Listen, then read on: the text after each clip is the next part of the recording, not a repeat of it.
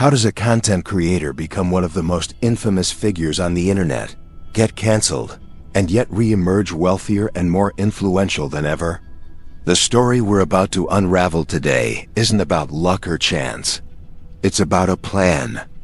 A meticulously constructed psychological strategy to turn attention, whether good or bad, into power and profit. We are going to analyze the mind behind a marketing machine that feeds on controversy and masters the art of manipulating the emotions of millions. Welcome to The Truth, Dark Psychology. If you're ready to look beyond the surface and understand the mind games that define influencer culture, subscribe and buckle up, because the truth is much darker than it seems. Logan Paul's career is the perfect case study of the phoenix of controversy, a strategy where the destruction of one's own image is merely the first step toward an even more powerful reconstruction. The infamous incident in Japan's Aokigahara forest would have been the end for any other public figure. However, for him, it became the foundation of his second act. The psychology behind this is risky, yet brilliant. By hitting rock bottom, any upward movement is seen as redemption. He didn't just apologize. He turned his apology into content, documenting his journey of learning and growth. This redemption narrative is an incredibly effective tool of emotional manipulation. It engages the audience on a deeper level, inviting them to forgive and root for his comeback. Fans feel like they are part of his rehabilitation, creating an even stronger parasocial bond. He is no longer just an entertainer. He is a restoration project that his followers support. Each new success, whether in boxing or business, becomes a validation not only for him but for the faith his fans placed in him, making them even more loyal and defensive against new criticism. The Phoenix strategy also benefits from a psychological phenomenon called anchoring. The Aokigahara image became the anchor for his failure. By comparison, any subsequent controversy, like the CryptoZoo scam, seems less severe. He manipulates public perception by establishing such an extreme low point that his other transgressions appear as minor stumbles on the path of his ongoing redemption. It's a way of controlling the narrative, constantly redefining the scale of his mistakes to minimize the impact of each new scandal. The cycle repeats with calculated precision. Commit an outrageous mistake, issue a well-produced apology that takes responsibility while simultaneously humanizing him, disappear for a brief period, and return with a new ambitious project that distracts and impresses. This formula exploits the short attention span of internet culture and the public's desire for comeback stories. He doesn't flee from controversy. He provokes it, manages it, and monetizes it, turning hatred and outrage into clicks, views, and ultimately, therefore, cancellation was never a real threat, but rather a necessary phase of the business cycle. He understood that in the attention economy, the intensity of emotion trumps morality. Outrage and adoration are just two sides of the same coin of engagement. By mastering the art of dying publicly and rising from the ashes, Logan Paul proved that controversy is not the end of a career, but its most powerful engine of propulsion. The launch of the Prime Hydration drink alongside his former rival, KSI, is a masterclass in the psychology of scarcity. The dark genius here lies not in the drink's formula, but in the manufacturing of hysterical demand. By deliberately limiting the initial supply, they transformed a simple product into a status item, a trophy to be hunted. Scenes of kids and teenagers running through supermarket aisles were not a side effect of success. They were the marketing goal, carefully designed to go viral. This tactic directly exploits the cognitive bias of FOMO, the fear of missing out. When a young audience sees their peers and other influencers flaunting a bottle of Prime, the drink stops being about hydration and becomes about belonging. Not having the product means being excluded from a cultural trend. This social pressure is a powerful manipulative tool, especially on a younger more impressionable audience that craves social validation and being part of what's popular. Partnership with an ex-enemy, KSI, adds another layer of psychological manipulation. The rivals to partners storyline creates a compelling narrative that capitalizes on years of manufactured drama.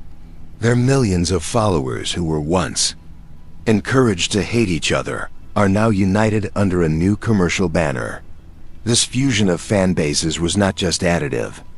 It was exponential, turning the act of buying the drink into a symbol of peace and participation in a historic moment of YouTube culture. Furthermore, the distribution strategy focused on creating prime desserts, where the hunt for the product became an adventure in itself. Stories of people reselling the drink for exorbitant prices online didn't harm the brand.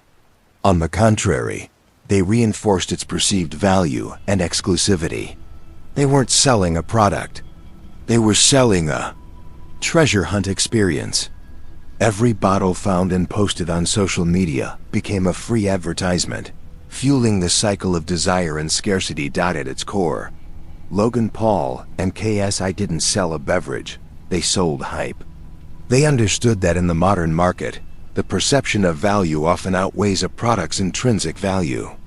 Through the deliberate manipulation of supply, the exploitation of psychological biases, and the creation of an engaging narrative, they turned flavored water into one of the most desired products on the planet, proving that controlling demand is the most potent form of market control.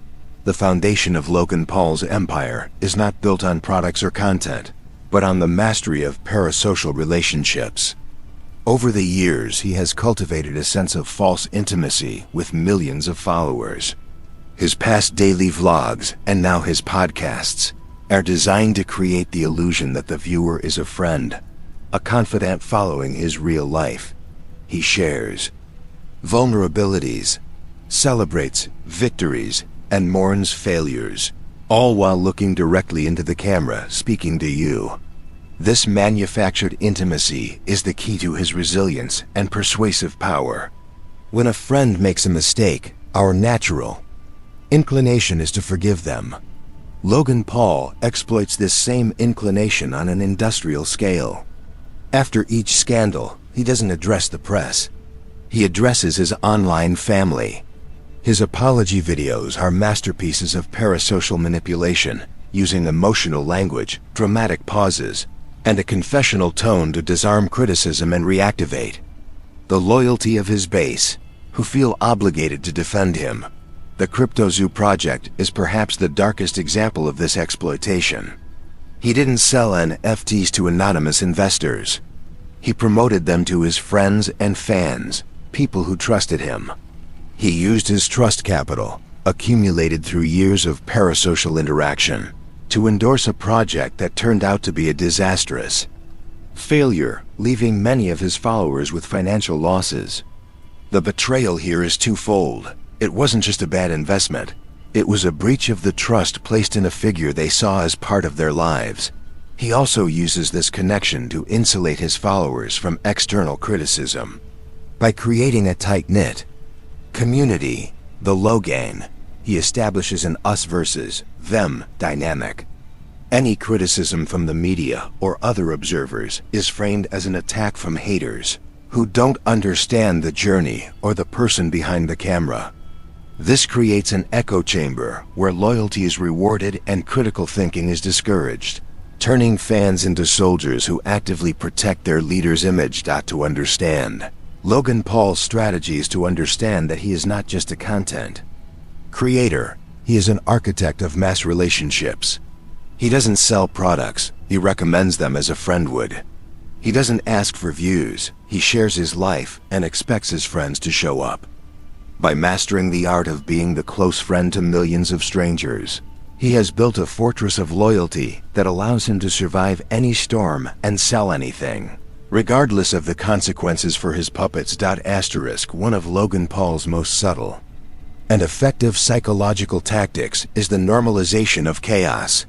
His career has been such a constant succession of dangerous stunts, Manufactured dramas, shocking scandals, and absurd projects that the public has become desensitized. Erratic and unpredictable behavior ceased to be an exception and became his brand, his norm. What would be a crisis event for any other celebrity is for Logan Paul just another Tuesday. This strategy works by overwhelming the public's capacity for outrage. When controversies are constant, each new event loses its impact. It's the boy who cried Wolf principle, but applied in reverse. He cries Wolf so often that, eventually, no one cares to react with the same force. This public outrage fatigue is a strategic advantage, allowing him to operate in a space where the normal rules of accountability and consequence seem not to apply to him. The transition to professional boxing is a perfect example of how he uses chaos to reinvent himself. The idea of a YouTuber fighting sports legends like Floyd Mayweather was initially ridiculous. However, by embracing the absurdity and promoting the event as a pure entertainment spectacle, he bypassed criticism from sports purists. He didn't need to be a good boxer. He just needed to create a chaotic can't-miss event, blending the worlds of sports and the internet in a way no one expected. This normalization of chaos is also reflected in his content style. His podcast jump from serious topics to juvenile jokes in seconds, creating an environment where no idea is entirely sacred or serious. This gives him a dangerous flexibility, allowing him to introduce dubious concepts or promote risky products under a veil of irony and entertainment. If something goes wrong, he can always retreat and claim it was just a joke or it wasn't meant to be taken seriously. A classic defense to avoid accountability. By making chaos his natural state, Logan Paul has created a psychological shield for himself. He thrives in environments where expectations are low and unpredictability is high. He has taught the world not to expect normal behavior from him, and in doing so, has given himself the freedom to do practically anything. It is the ultimate strategy of an operator who understands that if you can't win the game by the rules, you simply create a new, more chaotic game. If this analysis of the psychological tactics behind success and controversy is opening your eyes, take a moment and like this video. We want to know your opinion. Which of these strategies do you find most dangerous? Subscribe to The Truth Dark Psychology and comment below with which other public figure you'd like us to analyze. Now let's continue unraveling the mind of this master of manipulation. Antagonism is one of the oldest tools in storytelling, and Logan Paul uses it as a core marketing strategy. He understands that nothing unites people more than a common enemy. Whether positioning himself against the mainstream media, a boxing rival, or the cancel culture mob, he is constantly creating an other for his fanbase to oppose. This dynamic of conflict generates tribal engagement where supporting Logan Paul becomes a statement of identity. His forays into the world of boxing are the clearest example of this strategy. The events are not promoted based on athletic skill, but on the drama and manufactured hatred between him and his opponents. The press conferences are transformed into stages for theatrical insults and provocations, all designed to create a hero vs. villain narrative. For his fans, every punch he throws in the ring is a blow against the critics and skeptics, making the fight a deeply personal and emotional event. This strategy of antagonism also serves to divert attention from his own failings. When he is in the midst of a public rivalry, the conversation shifts from his past scandals to the present conflict.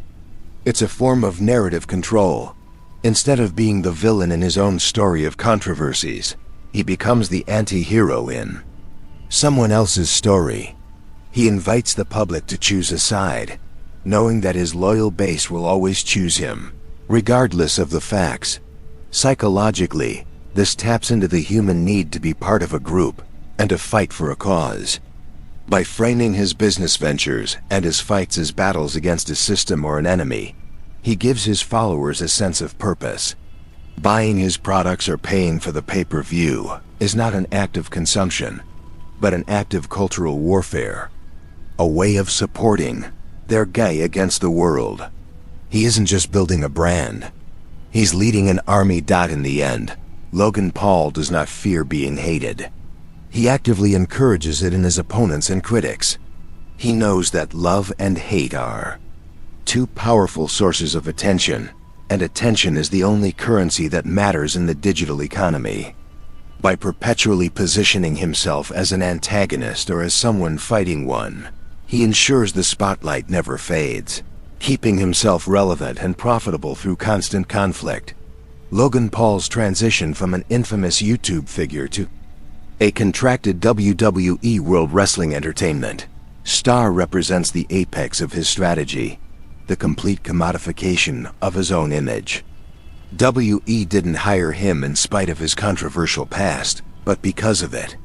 They understood that his notoriety was a valuable asset.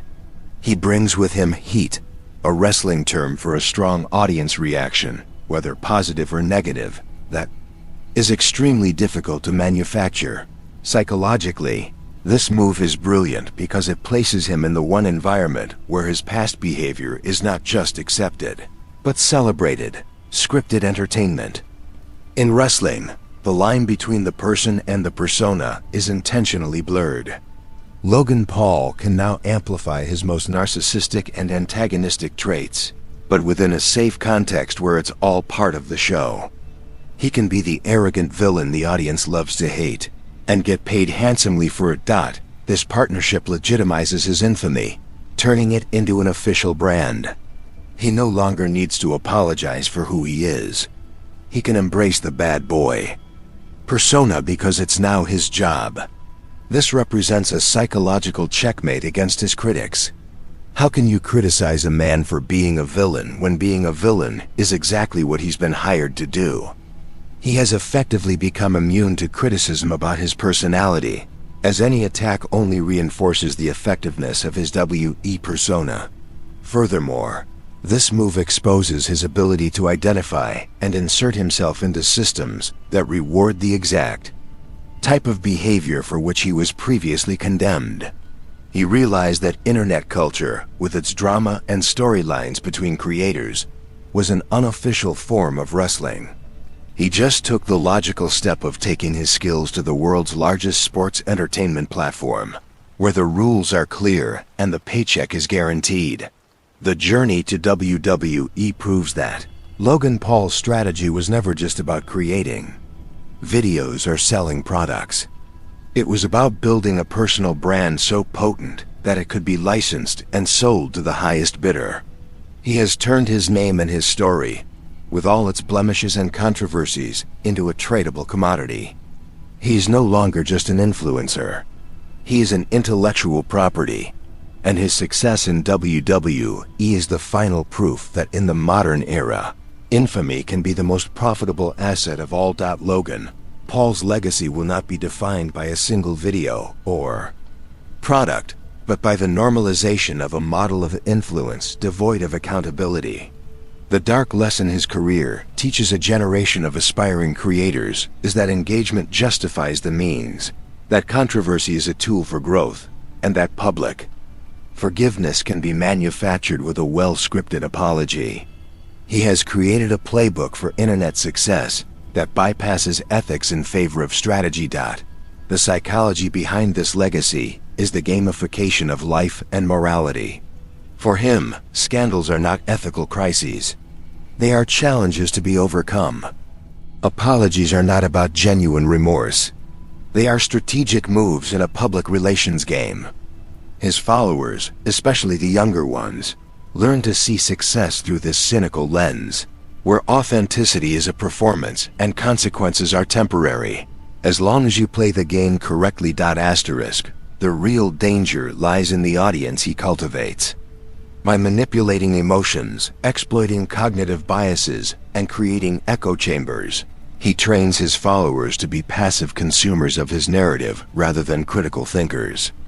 They learn to defend the indefensible, to rationalize predatory behavior, and to attack anyone who challenges their leader. He isn't just selling products.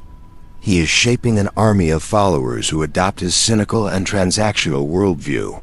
This erosion of accountability has implications far beyond YouTube. When figureheads demonstrate that it is possible to fail spectacularly, cause real harm, whether financial, as in CryptoZoo, or cultural, as in Aokigahara, and still thrive, lowers the standard for everyone. The message is that accountability is for the weak. The strong and smart know how to manipulate the system to ensure they never face lasting consequences. Therefore, the final analysis of Logan Paul's dark strategy reveals an uncomfortable truth about our digital age. He is as much a product of his time as he is one of its architects. He embodies the idea that in a world saturated with information, attention is the only true currency, and any method to capture it is valid. His enduring success is the frightening proof that he may have cracked the code, and the legacy he leaves is a dangerous map for those who follow him. Asterisk. The line between influence and manipulation is thinner than ever. The strategies we've dissected today are being used right now to shape what you buy, who you believe in, and how you see the world. If you want to keep uncovering these hidden truths and protect yourself from the mind games of the digital age, subscribe now to The Truth, Dark Psychology. Leave your thoughts in a comment below and turn on notifications so you never look at the world the same way again. The truth is out there, but you have to know where to look.